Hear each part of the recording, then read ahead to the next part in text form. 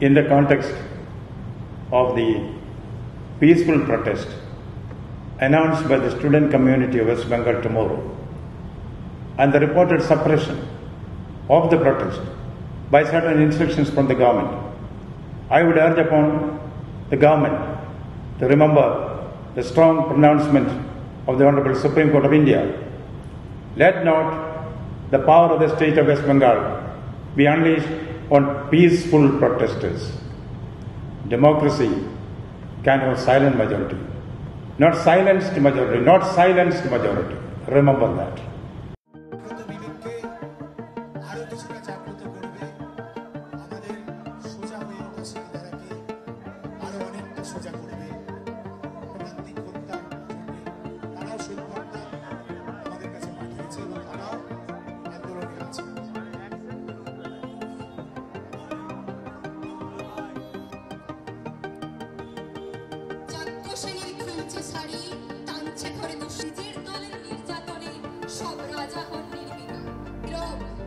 সরকারি লোক হাজার হোক